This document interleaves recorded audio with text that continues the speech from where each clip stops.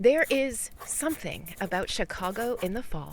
The rot clings to the air like perfume, sweet, sharp, and familiar. I remember arriving, stepping out of a transport blacker than midnight, my heels clicking across cracked pavement.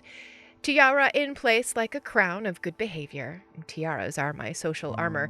Never let them see your throat, darling, unless you intend for them to bite it. We gathered in the Tribune Tower high above the city, all of us little monsters dressed as war stories. Familiar faces dotted the crowd, though most of them I would never trust with my back. Others were strangers, blank slates, wrapped in clan colors and hidden hungers. There were cultists murmuring under their breath. The Ventru circled like sharks in silk, and the Nosferatu, they pressed against the corners of the room like peeling wallpaper.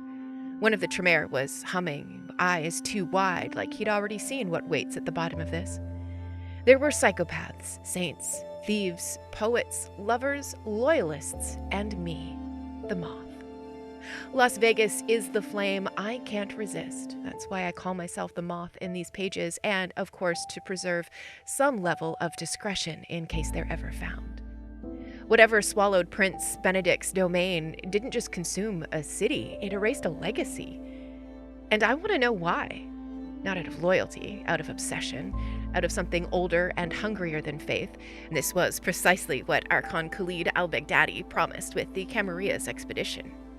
My invitation came late, months after I hit the East Coast, when I was just starting to pretend I belonged there. The orders arrived, summoned to Chicago, named Primogen of Clan Tremere, a new title pinned to me like a brooch. I hadn't expected it, and that's probably why it worked. I stood in the crowd as Archon Khalid's edict passed from hand to hand, cold parchment in warm fingers, everyone scrambling to read the fate they'd already agreed to. I usually give kindred nicknames, but I believe an Archon should be named plainly. Most hadn't realized it yet, but this was a one-way journey. For some of them, it would be glorious. For the rest, it would be final. They called it the Lost Meadows Expedition, as if it were a botanical mission, as if Las Vegas hadn't already swallowed whole the dreams of princes past. I knew what kind of place we were walking into. I'd heard the whispers, and I started listening harder. We weren't marching into a mystery. We were marching into something with teeth. They assigned us travel routes, segregated by clan, by blood, by lineage. Good little chess pieces, each one of us.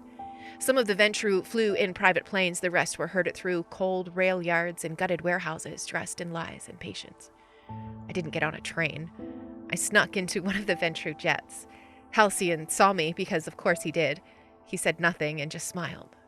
Sometimes, amusement is all the permission you need.